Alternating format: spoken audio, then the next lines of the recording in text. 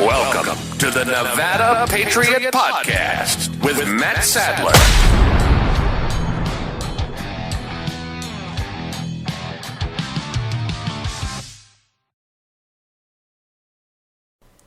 Welcome back to another episode of the Nevada Patriot Podcast with Matt Sadler.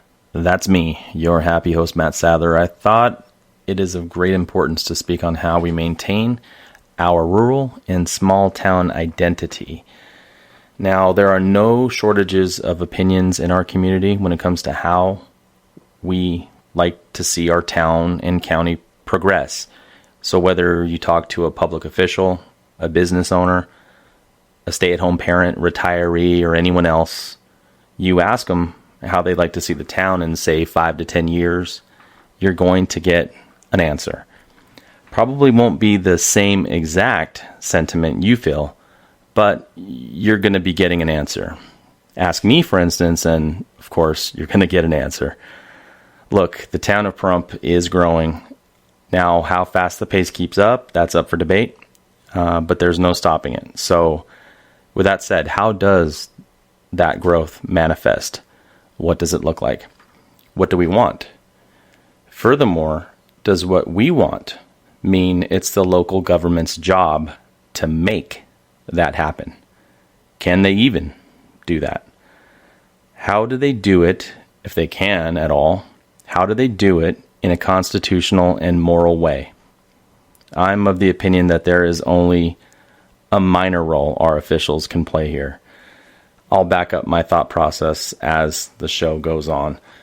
And thank you. I want to thank our listeners for tuning in to 97.7 FM locally here in Pahrump, KPFF, where the First Amendment lives. If you're watching at the 6 o'clock hour on either Saturday or Tuesday, welcome aboard. Each and every night during the week at 6 p.m. on this station, you will hear a different talk show. So make sure you tune in.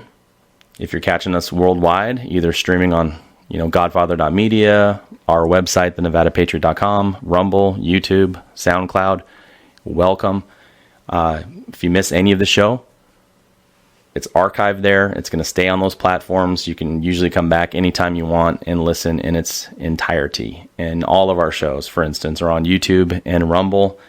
I think we're up to, is it 34 episodes or so by now that you can catch online. I thank you for spending your hour here with me. Probably will be less than an hour today, so grab a snack and enjoy the ride with me. So we have some talking points that I wanted to get to today for discussion as it pertains to, I want to say, for lack of a better phrase, preserving the soul of our small town. That's kind of what this theme is. I know there's been some talk and even some other podcasts locally that kind of touch on the same point. Are we losing our small town feel? Is the town going in the right direction? Is the county at large headed toward the right direction? And of course, that begs the question, is our state headed down the right path? Is our nation?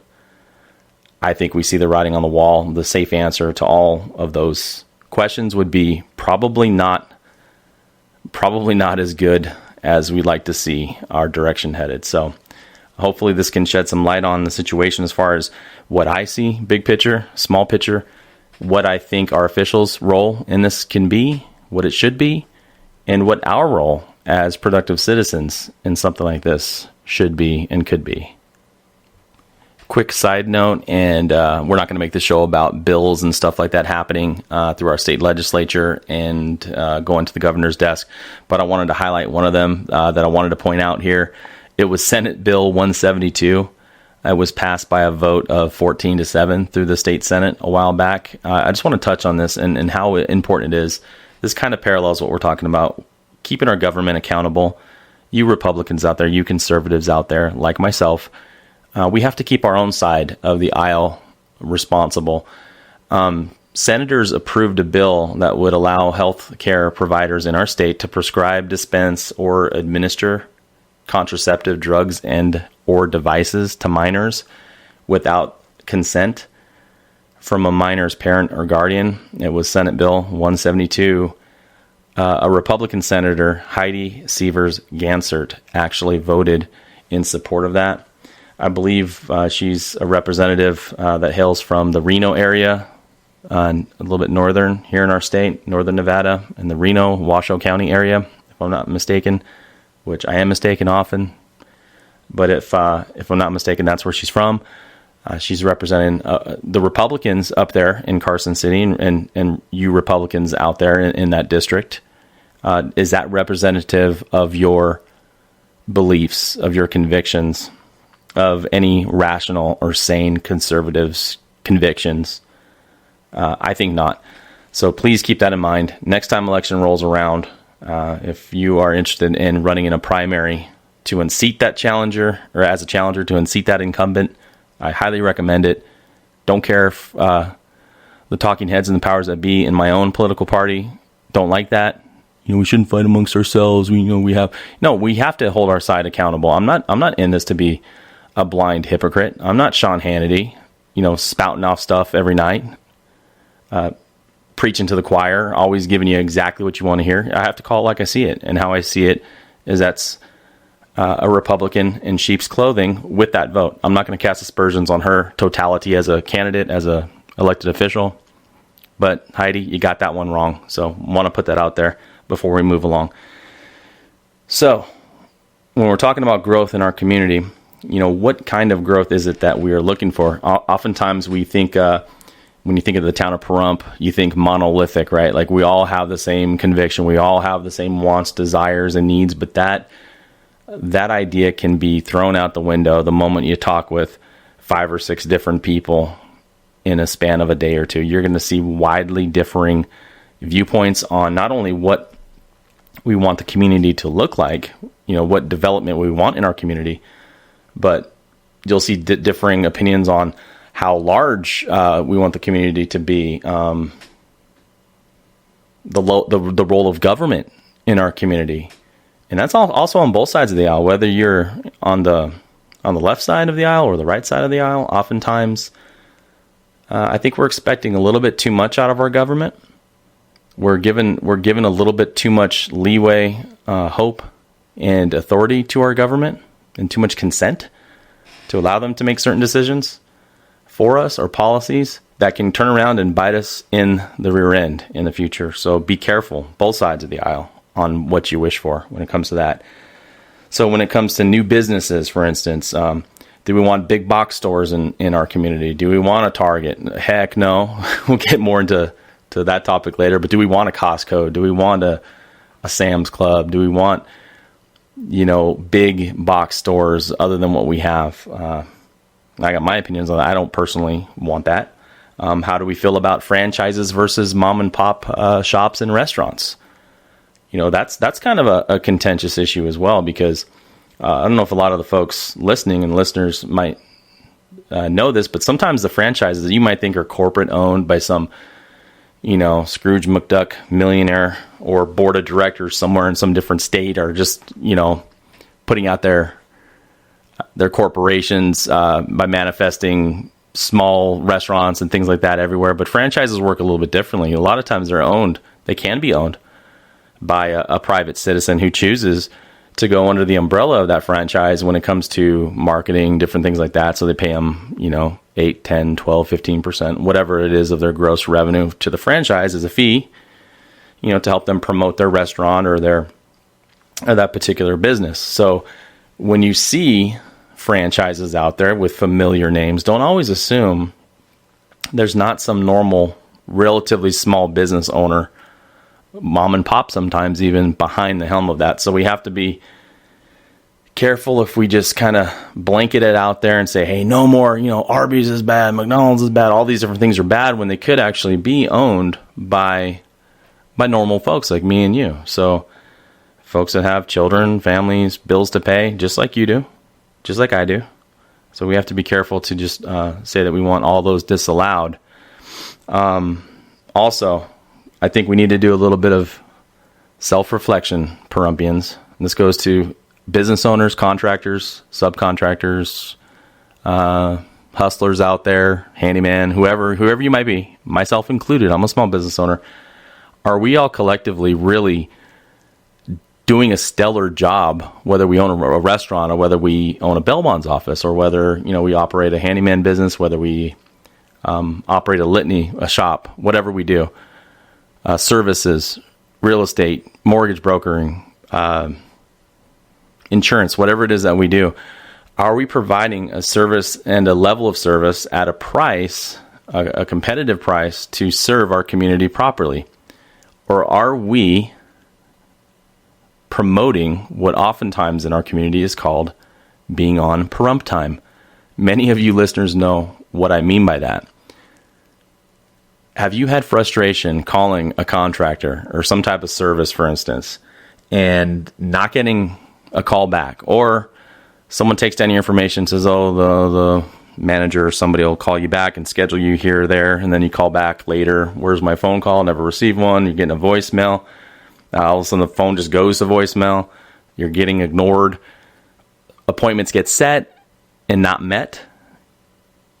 I think we've all gone through that here by using particular services here in Pahrump. And I'm not going to say I'm perfect every time when people call me for service, because I'm 24 hours a day on call.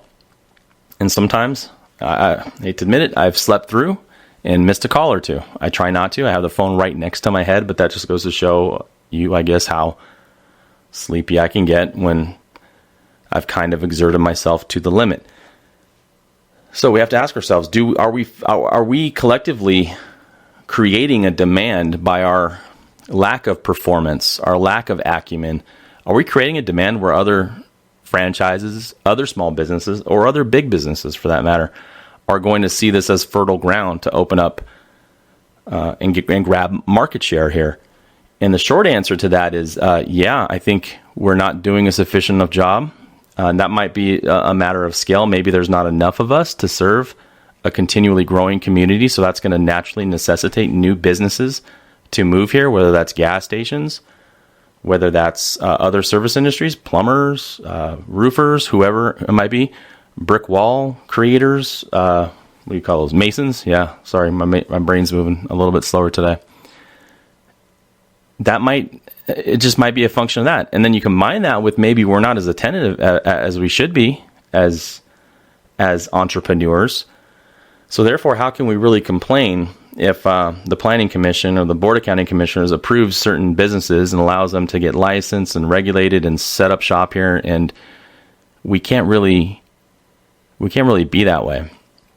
If there's a need to be met, I'm a big market person, right? Supply and demand. We have to meet the proper demand with a good supply of service and goods.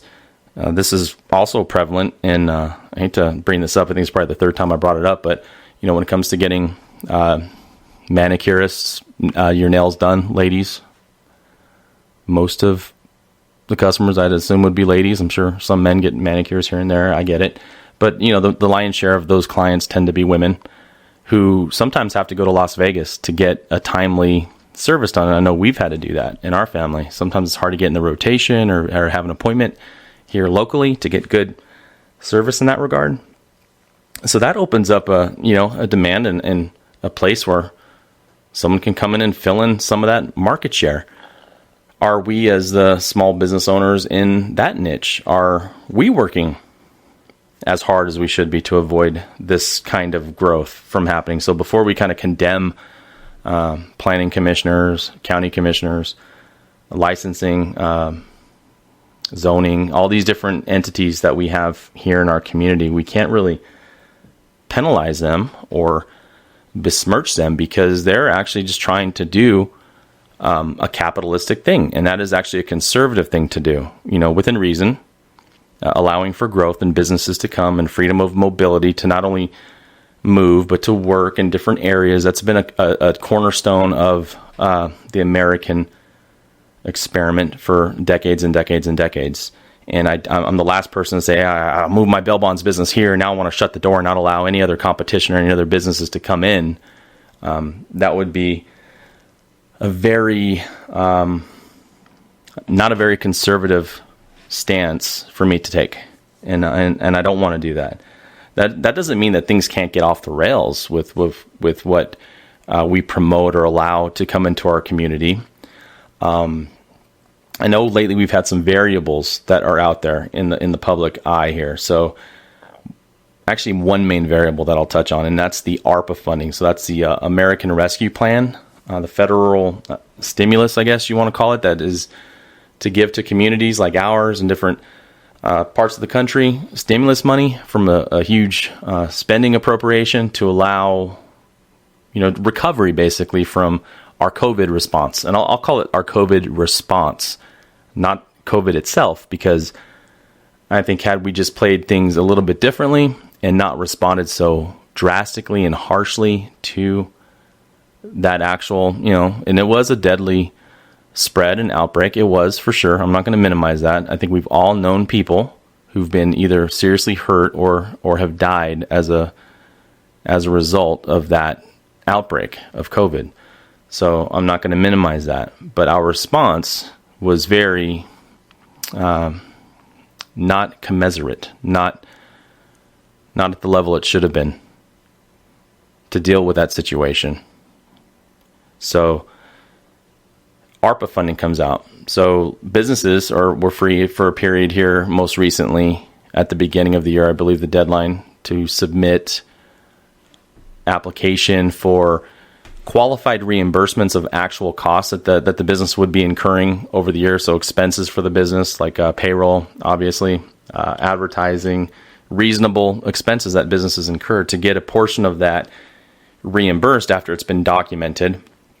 And I think the grants committee, or the grants program, the management has been good. They're holding people's feet to the fire now, as opposed to maybe a few years back where there was less oversight and a little more, I hate to say, chaotic way of granting the money without upfront proof of where the money was going to go for the businesses. Now they're handling it much more responsibly, actually.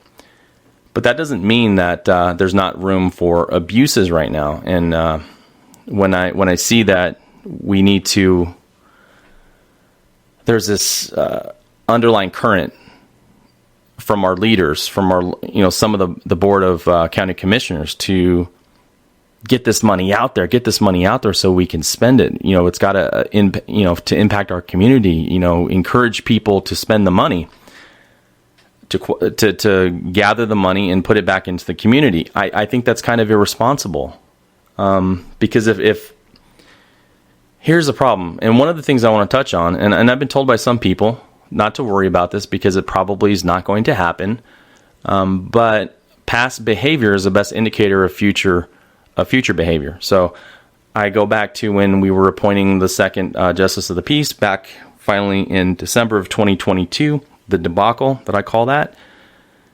There should have been a special election for that judge. If there wasn't, there should have been an appointment a lot sooner than right around the holiday season. It should not have taken that long. And the qualified candidates that had their names in the hat, that were abundantly qualified, in my opinion, several of them, and several others qualified enough for the job so that we didn't have to keep kicking the can down the road, and then to unanimously vote on the appointment for someone who I believe was not qualified. It wears away at your, speaking from a citizen's point of view like me, it wears away at your confidence that the elected leaders on that board are going to make the right decision when it comes to something like the tiny house situation. 362 homes, tiny homes, being planned on the main drag of 160, kind of in the center of town, so to speak. And I know it's in the discussion phases and all these different words get thrown around. Well, we got to have a hearing. There's state laws that have changed to the mandate zoning. I get it. The laws changed. Counties have to have a special type of zoning now to allow for tiny homes to be built, but nowhere in the mandate does it state that it has to be an entire tiny home park or tiny home community that's subsidized and financed with money from ARPA funds. And that's what's being discussed and thrown around. And I think that's wrong. I think that's completely wrong. I think that can lead to the perception, and maybe the reality, but at least the perception of kind of crony, quasi-governmental, private industry cronyism. It's you got to kind of follow the money, so to speak. Who's going to get this allocation of money from ARPA? The developer's going to get money. To me, that's the government kind of stepping in there, forcing their hand to pick winners and losers. The idea behind the ARPA funds was kind of to make whole businesses and organizations that were harmed by our response to COVID. Like my business, I said it on a prior show, was decimated by our government's response to that outbreak. It was our response that leveled a business like mine, that harmed other businesses, that people saw letters on their businesses that they had to be closed due to the governor's mandate, or they could be subject to, either criminal action, prosecution, or having their business shuttered. That was a reality that some people in our community were dealing with. Now, I know we like to talk about Constitution out here in Pahrump, and whether it's the prior administration of the sheriff or the current, or one's administrations prior to the last one that we even had. Do we really have a track record other than just saying the words and saying that's what we are and making a proclamation? I mean, I can run around and say that I'm a 7'2" Colombian basketball player, but that doesn't make me one, right? I can make a proclamation. I can have a bunch of people sign a document saying that's what Matt is, but am I that? No. So when we say, hey, we're Second Amendment sanctuary, we're a Bill of Rights sanctuary, are we? Are we really? If small business owners were being threatened during the COVID time to have their business shuttered or possibly face prosecution, is that the essence of a Bill of Rights sanctuary? I don't think so. I don't think it is. So, with that being said, this kind of growth or this kind of allocation of ARPA funds is not really the intent even of what the ARPA funds were designed for. It's not necessarily to start up a new project that kind of gets imagined out of the ether or out of nowhere, just comes and the government can help birth a good... When is the last time the government has actually made anything, created anything? It's always, despite the government's regulation, that creativity, ingenuity, invention, the power of the human mind can actually do what it's capable of doing to create, to innovate. The government doesn't will that into existence, doesn't sign that into an ordinance, doesn't vote on it at a meeting, can't do that. In fact, really what they do every time they meddle in something, they mess it up. When the state lawmakers try to get too hands-on with things, they mess it up, just like I'm talking about, that SB 172 bill that I was talking about. That's terrible. A 14-year-old can go get an intrauterine device installed for contraception or birth control pills without their parents' consent or knowledge? Who in the heck gives the government that authority and that right over your children? That's your job as a parent. You have to have that knowledge. You have to have that transparency. You're going to send your kids off to school and allow this kind of stuff to happen? I mean, it's another one of a litany of reasons why we homeschool. And I'm not sitting there disparaging anybody that has their kids in private school, public school, charter school. I happen to have family and friends that do all three of those, including homeschool. So all four methods. It's different strokes for different folks. It's different ways that work for your family. But you start to really raise questions that what other stuff is going on out there that we parents don't know about. It's frightening. We're going to take a quick break right now and be back in a few minutes. Thank you for standing by. The Nevada Patriot Podcast with Matt Sadler. See you momentarily. Veterans Crisis Line. Dial 988. Veterans Crisis Line. Dial 988. Then press 1. Someone is available who cares. Someone is available who will listen. Someone is available who will help. Veterans Crisis Line 988. Thank you for staying with us. Just as a quick reminder or an announcement that this next segment of the Nevada Patriot Podcast with Matt Sadler is brought to you by GCON, Grassroots Conservatives of Nevada. It is a group that meets every fourth Monday at 41 North Highway 160. Nonpartisan, so anybody that identifies or is a conservative is free to join. Think about becoming a member. It's a great way to get involved with a couple different aspects. Becoming a very effective voter and citizen here locally, along with being a part of helping to identify, come alongside of, and support grassroots level candidates as they answer the calling to run for public office for the right reasons. It's going to be a very important group that is not meant to replace your political party or central committee meetings. It's definitely meant to come alongside of that and be complementary, and hopefully be able to reach some issues, some matters that aren't always covered in other meetings. So give it a shot. Grassroots Conservatives of Nevada. For details on that, you can always text our show here, 775-442-2245 or 775-382-2516. You can reach us on our website for that now, which is grassrootsconservativesofnevada.com. grassrootsconservativesofnevada.com. You will find a lot of helpful links that allow you to become an active participant in the legislative process, to reach out to different representatives, to let your opinions known on certain bills out there and things passing through the legislature, and also a way to contact the governor's office if you have particular comments or concerns, especially as it relates to upcoming laws, policies, and directives. So keep that in mind. Again, grassrootsconservativesofnevada.com. Okay, moving on in our talk here.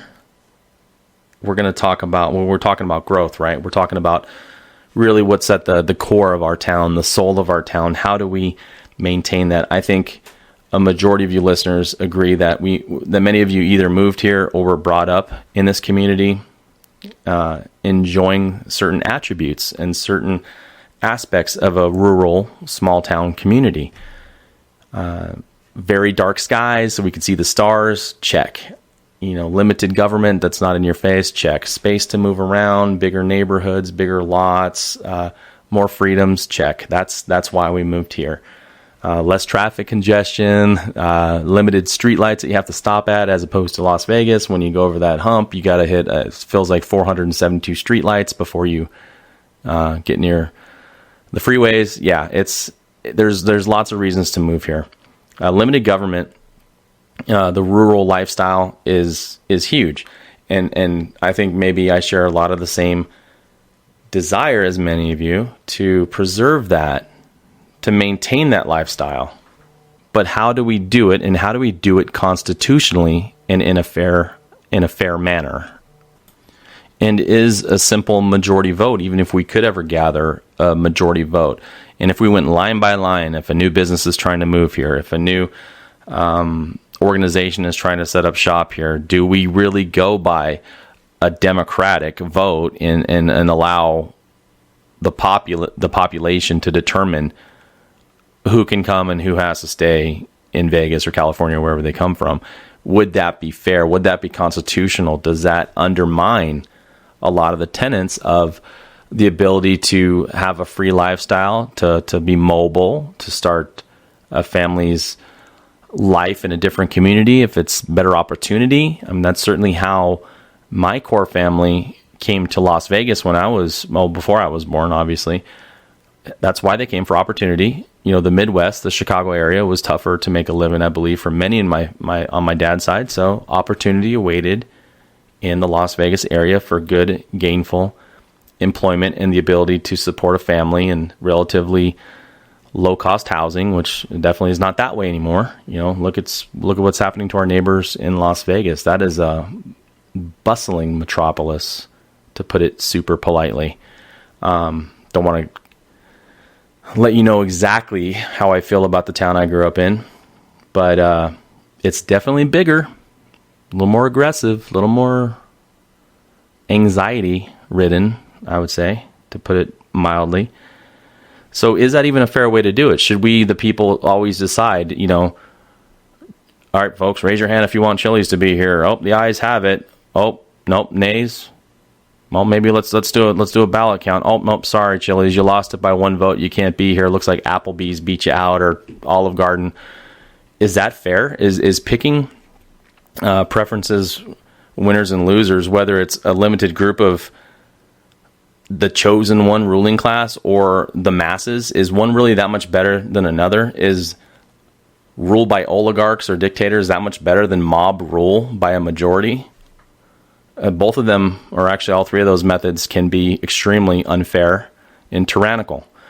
So how do we as a community make sure that we balance that out and we make it fair? Well, we elect officials to be at the board of county commissioners, for instance. We have appointment processes and ways to get on other boards, whether it's advisory boards or the planning commission. Theoretically, this is a relatively open playing field where people from different walks of life, whether they were born and raised here, or whether they come here from somewhere else like I did, have a chance to kind of get in the game, so to speak. And I can say, in some ways I'm welcomed myself. I can speak anecdotally about myself. I've been welcomed open arms by some, not by everybody, but that's life, right? Like, I don't expect to just walk into somebody's town where other people have lived here for decades and immediately people are fanning me and feeding me grapes. That's not how it works, right? Kind of got to elbow your way in, make room for yourself sometimes, and establish yourself. That's perfectly healthy. And I think small businesses and they should have the right to do that. And to an extent, even some of the larger businesses. Look, am I super happy that we have a Walmart here? In some ways I am. Some things are convenient. It does give some people in our local community gainful employment, so those are good things, right? I wouldn't want to rip the rug out from underneath that. Is it exactly what I would want? No, it wouldn't be. I could probably live without it. It would be a trade-off that I would be happy to deal with because I value the small town lifestyle more so than the city comfort, so to speak. It wasn't enough to keep me in Las Vegas. I wasn't won over here because, oh gosh, they checkmarked the final box, honey. Let's move to Pahrump. There is a Walmart there, so we can move here now. That wasn't our line of thinking. Our line of thinking was good trade-off, small town, tired of the hustle and bustle, better for our family, better to raise our kids here. That's why we're doing it. At the same time, am I going to throw a conniption fit when they open up an Arby's out here and be angry, like some people I know and some people I've heard are angry about that? It's taken away from, the perception is it's taken away from the community that serves, food in other restaurants. I get it, but I'm of the firm believer that the cream will rise to the top. Competition breeds excellence, and in some ways, bring it on. If I'm a business owner, like I am, and someone really wanted to come out here and compete, or another business, I'm not going to vote no or do public comment to disallow a competitor to become licensed and engage in the practice of bail bonds in my community. No, what would make me do is probably keep me on my toes more, make me sleep lighter, right? Turn my ringer up, bring my phone closer to my head so I do not miss a call. That's what it would do for me. And that's a good idea, just to be excellent all the time, even without competition. But, if somebody has been really fiending and bugging for roast beef sandwiches from Arby's, it could be a good thing for them. I went once, day number 8 or 9 that it was open. I worked there when I was a youth in the 90s. I worked at one in Las Vegas. I think I had my fill. I tested it out here because it came to my community. Had to try it out. Curious. Did it. Been there. Done that. Don't know if I'm going back again. More power to anybody who wants to. I'm not going to tell people they shouldn't. Do I prefer certain local mom and pop restaurants? Absolutely. One that you'll hear on this station, 97.7 Mom's Diner. Absolutely fantastic experience almost every single time I've been there. That's a wonderful restaurant. I think the service is fantastic. I can't remember a time when I was irritated at that restaurant. And I'm pretty easy to irritate, by the way. So, what are the practical ways that we can help preserve and fight for our small town lifestyle, our soul, so to speak? Well, one of the things I've been kind of thinking about, and it's kind of a strange way to look at it, but how does politeness play a role in this? I remember hearing a pastor talk about this years ago. He called it the 11th commandment. Now, this is kind of speaking specifically to church brothers and sisters. And I don't want to rag on you guys too much. You're my church brothers and sisters, fellow Christians. But this is kind of something that I see in the local church, for instance. The 11th commandment, Vodi Bakum, who's a pastor and a speaker, and I think he's a dean at a Christian university in somewhere in Africa right now. He made it big time. He's a big time thinker in the realm of theology. He said that it's the 11th commandment, thou shalt be nice, right? So oftentimes when you have opportunities to talk about lifestyle, preferences, things that you really like about your community, so many people, Christians or otherwise, will be so worried that their response or their opinion may not be polite, may not be nice. They may offend somebody if they say something or they take it the wrong way. But here's the bottom line. The people that want to be offended, side note, they're going to find offense at whatever you do. The more you dance around the eggshells, on them, away from them, they're going to be ticked off at you. There's a victim culture in our society where people prefer it that way. They want to be offended. So don't conceal your own First Amendment right to speak because you're worried about offending people who make a career out of being offended. So say what you want. So you see it there, right? So if in normal discourse and conversation, whether it's at the grocery store or at meetings or at the library or at a bar or at church or at a church event or just out at the park, a harvest festival or balloon festival, when you're speaking to other people, if you're only talking about the niceties in life, the uncontroversial type things like the weather, sports, things like that, how are you going to make it known what it is a part of your worldview and why and what makes you enjoy being here? Because who are the squeaky wheels that don't care about ruffling feathers? So who are those people? They tend to be a lot of the people that you might complain about, that I might complain about. Like, oh my goodness, like why is this person coming to our community to change it? They're leaving a community that got ruined because of the policies they advocate, and they're trying to make our community just like the place that they left. Like, that's okay. Like, you can come from Portland, you can come from Vegas, you can come from LA, but why are you going to import into our area, or export a lot of those bad ideals and philosophies and policies that kind of, for lack of a better word, destroy the community that you're leaving and bring that here to ours, whether it's your voting behavior or the stuff that you enjoy doing. Why come here to try to change us here? Well, those are the people that are the squeaky wheels. They don't abide by the 11th commandment, thou shalt be nice. They are loud, opinionated, not afraid to ruffle your feathers, not afraid to offend me, not afraid to impose their will on me. So what do we see as a consequence of that? We see a steady siege of what you and I would probably see as our peaceful, rural, small-town lifestyle, to change it to where one day we're going to be looked at as no more than a suburb of a place like Las Vegas. And that's not what the identity of this town is about. I know it's not. I know that we don't want to just be considered another portion of Las Vegas just over the hump. We don't want that. We want our own identity. We want to be distinguished from them. Some people in politics, when I would campaign, some people that maybe had roots in bigger cities, when they live here now and they're campaigning, or even when they're not living here and they're coming here, they had a kind of a false expectation that was that what was complimentary for people from Las Vegas, or something that people in the big city like Las Vegas want to hear, that we want to hear the same thing here, that we want to be compared to them, that we want the same, that we share on balance the same values as they do.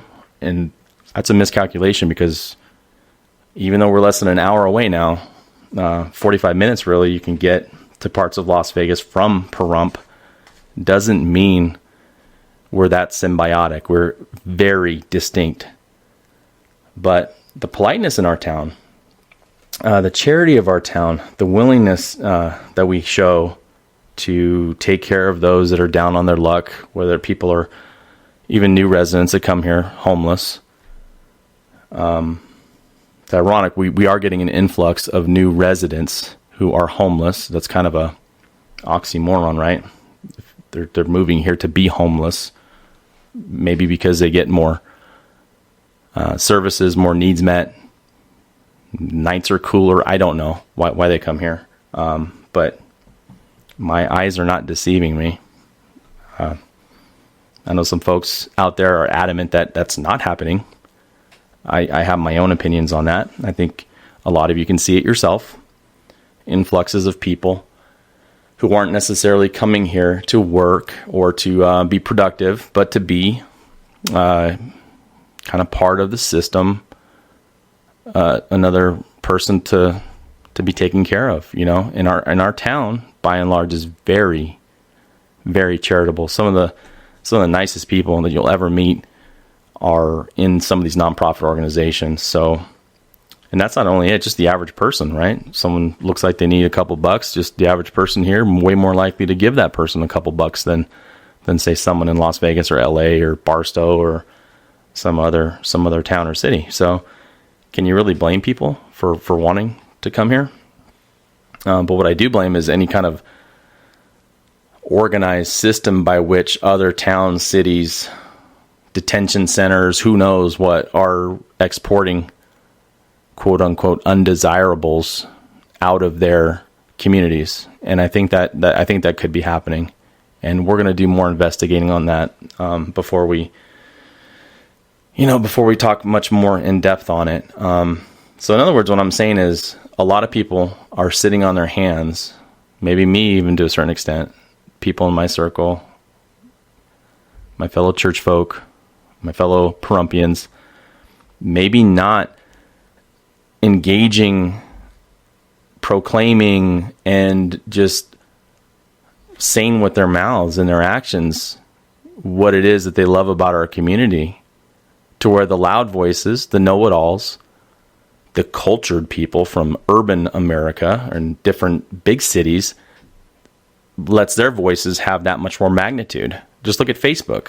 I mean, Facebook, when there's some kind of contentious political post out there, I got to think to myself, 80% of the people in the town agree with it. But you look at the comment thread, and maybe 60% of them are loud, left-leaning, liberal voices projecting louder than the conservatives, so that to the naked eye, or to the naked observer's eye, it would appear that people in our community are more liberal than they are, because there's so many polite conservatives. We used to refer to them as the silent majority, right? Well, the silent majority, you guys have to stop being so silent. And here's why. For years, I was never a believer in boycotts. As a capitalist, as a free market type person, as someone who had sympathy and even empathy for workers, employees, their families of some of these businesses, I would constantly think, well, that's not fair. Why would I penalize a business's employees because the employer is a jerk or has this kind of philosophy? I'm not going to do that. I'm not going to boycott Starbucks because corporate Starbucks stands for things that I don't stand for, or stands against the police when I am pro-police, So I kind of put that aside and decided I would still be open to the occasional Starbucks. Notwithstanding, pressures from inside my own household that really love Starbucks. So I would give in to that. Same thing with Target. Same thing with a litany of other businesses, products. But now, folks, I'm telling you, we have to realize that we are in a culture war. We're in a culture assault. There's no appeasing the other side. There's the time for talking, negotiations, diplomacy, all that other stuff is over. The higher road, it's not going to do you any good taking the higher road. What you have to do is act with your pocketbooks. You act with your buying power, as in you stop giving your money to organizations, to groups, to businesses whose core ideology hates your guts, because they do. They do not like you. Even organizations like Fox News over this Tucker debacle, you have to think to yourself, why would they take off their number one by far pundit, their biggest, most popular show at the best time slot, in the best demographic? They're willing to cut their nose to spite their face, because I'm afraid there's a deeper agenda, and it's not always revolving around money. But certainly there are companies like Target, Budweiser, Anheuser-Busch, Bud Light, all that money is a major motivator. You can see by all the backpedaling some of these organizations and companies are doing right now. So they work. So for years and years and years, I would say, there's better ways. Do a buy-in instead of a boycott, right? So instead of boycotting something, buy what you like more. Well, now I'm changed my ideology on that. I think, honestly, boycotting is the way to go. So corporate Target, if you care about my piddly little podcast here in good old Pahrump, Nevada, I'm done with you. I won't even go in there kicking and screaming like I've been doing with my wife for the past couple of years. We've now made a blood oath that we are not stepping foot in Target. So if I have a birthday coming up or an anniversary, I don't even know. Please don't send us Target gift cards. Please don't do that to us. That would be the cruelest thing you can do, because they won't get used in our household. I promise you that. So we've gone over some things that we can do, and I know it's not an ironclad, foolproof, method to just preserve and change our community. But I guarantee if we take a lot of these small steps, if we do get involved, if we do speak more about what we want in our community, then also our commissioners and planning commission, they'll know about it. Because sometimes, honestly, they might not know the mandate that you should be giving them. So show up to those meetings. Show up to those twice a month county commission meetings. Show up to the planning commission meetings. Let your voice be heard. Come to the Grassroots Conservatives of Nevada meeting. Let's bounce ideas off one another. Find out ways that we can be good, responsible citizen voters and get in the game, and get in the fight. I know it's trite. Around political season, you're always hearing, I'm fighting for this, fighting for Nevada, fight. But honestly, we do. There's a reason why they say that, is because we need to fight. But how many of our leaders, especially at the local level, are cut out for this? Not a lot. Barely any, to be honest with you. So let's come together and try to identify and come alongside those people that are cut out for this. That might be considering it, but maybe the task is so daunting, and if they just had that little push, they would get off the couch, they would get off the sideline and jump in the game, and maybe we can have a small but important foundational part in that. So thank you so much again, listeners, for sticking with us here at the Nevada Patriot Podcast with Matt Sadler. We're going to wrap this up. If you'd like to ever have any input on our show, advertising opportunities, things like that, reach us at thenevadapatriot.com. And again, information on the conservative group that we meet monthly, the fourth Monday of every month at 6 p.m. Info is at grassrootsconservativesofnevada.com. on behalf of the podcast and on behalf of all the Patriots in our town and the good people of Pahrump, Nevada, Southern Nevada, the state I love, God bless you. You've just spent some of the best minutes of your life hanging out with Matt Sadler at the Nevada Patriot Podcast. Thank you for listening. Tell a friend and join us next time. After you catch your breath, check out the NevadaPatriot.com for more content, advertising opportunities, and to give listener feedback. That website again is the NevadaPatriot.com. Until next time, Patriots, stay American.